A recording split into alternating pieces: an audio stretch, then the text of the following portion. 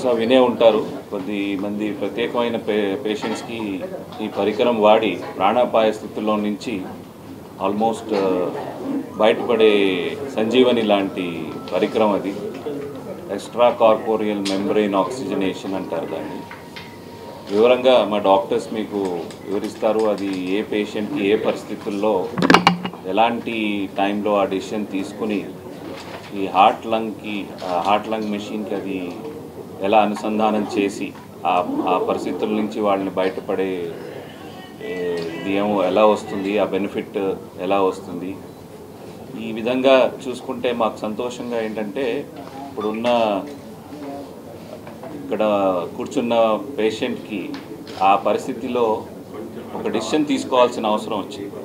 ఆ టైంలో వాళ్ళ ఫ్యామిలీ ఆ టైంలో చాలా రకాల టెన్షన్స్తో ఉండే పరిస్థితి అది. సో కొద్దిగా ఆ టైంలో ఇబ్బంది అనిపించిన ఆ నిర్ణయం తీసుకున్నప్పుడు ఆ పరికరం ద్వారా డాక్టర్స్ చెప్పిన సలహా ద్వారా ఆ టైంలో అది నిజంగానే ప్రాణం నిలబెట్టే డిసిషన్ అయింది. సో ఇలాంటిది హార్ట్ లంగ్కి సంబంధించిన జబ్బులు కానీ లేకపోతే అనుకోని ఎమర్జెన్సీస్ తరచుగా ఈ మధ్యన వింటున్నాం.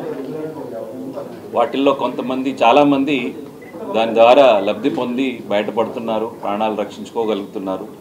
కానీ సరైన టైంలో సరైన సలహా ఇస్తే సరైన టైంకి, అంటే మన విశాఖపట్నంలో కూడా ఇలాంటి పరికరం వాడి డాక్టర్స్ దాని ద్వారా ఎంతోమంది పేషెంట్స్కి, అవసరమైన పేషెంట్స్కి ఇది చేయొచ్చు అని నిరూపించారు. సో నిజంగా మన డాక్టర్స్ అందరికీ ఈ విధంగా నేను మా డాక్టర్స్ అందరికీ కృతజ్ఞతలు తెలియజేసుకుంటున్నాను. అండ్ వాళ్ళ ఫ్యామిలీకి ఆ రోజు నేను వాళ్ళతో పాటు కౌన్సిలింగ్లో ఉన్నప్పుడు వాళ్ళ మిస్సెస్ ఎంత గాబరా పడ్డారో, ఎంత టెన్షన్ పడ్డారో, అది ఒక ఫ్యామిలీకి ఎంత ఇబ్బందిగా ఉంటుందో ఆ పరిస్థితుల్లో మేము ఊహించుకోగలం. సో కానీ దేవుడి సపోర్ట్తో పాటు దేవుడి తర్వాత డాక్టర్స్ చేసిన సేవలకి నిజంగానే మేము సంతోషపడుతున్నాం. ఆయన ఈరోజు మళ్ళీ పనికి వెళ్ళగలిగే స్థాయిలో ఆయన కోలుకున్నారు. సో నిజంగా చాలా సంతోషం. ఆ సంతోషంతో పాటు ఈ అవేర్నెస్ని మీ ద్వారా, పాత్రికేయుల ద్వారా, మీడియా ద్వారా ఇది అందరికీ వెళ్ళాలి అనే ఉద్దేశంతో ఈ సమావేశం ఏర్పాటు చేయడం అయింది. సో మీ అందరూ వచ్చినందుకు చాలా చాలా కృతజ్ఞతలు. ECMO అంటే ఎక్స్ట్రా కార్పోరియల్ మెంబ్రెయిన్ ఆక్సిజనేషన్. ఈ మిషన్ అనేది ఒక హార్ట్, గుండె కానీ ఊపిరితిత్తులు కానీ చేయగలిసే పని బయట నుండి చేసేదాన్నే ECMO అంటాం. డయాలసిస్లో బ్లడ్ అయితే కిడ్నీ చేసే పని డయాలసిస్ ఎలా చేస్తుందో అలాగే ఊపిరితిత్తులు చేయాల్సిన పని, గుండె చేయాల్సిన పని ఈ మిషన్ చేస్తుంది.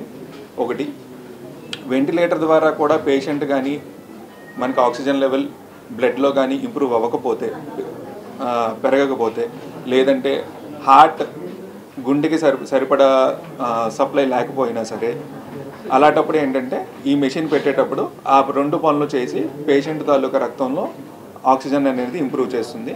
తర్వాత గుండె చేయాల్సిన రక్త సరఫరా అంతా ఈ మెషిన్ చేస్తుంది. ఇది హార్ట్కైనా పెట్టచ్చు, లంగ్కైనా, అంటే ఊపిరితిత్తులకైనా పెట్టచ్చు, గుండెకైనా పెట్టచ్చు. సో ఇలాంటి సివియర్ కేసెస్లో ఎర్లీగా పెట్టగలిగితే ఆ మిగతా ఆర్గన్స్, మిగతా అవయవాలు అంటే కిడ్నీ కానీ లేకపోతే లివర్ కానీ బ్రెయిన్ కానీ ఎఫెక్ట్ అవ్వకముందు మనం కానీ స్టార్ట్ చేయగలిగితే దానికి మనకి అవుట్కమ్ అనేది, అంటే రిజల్ట్స్ అనేవి చాలా బెటర్గా ఉంటాయి.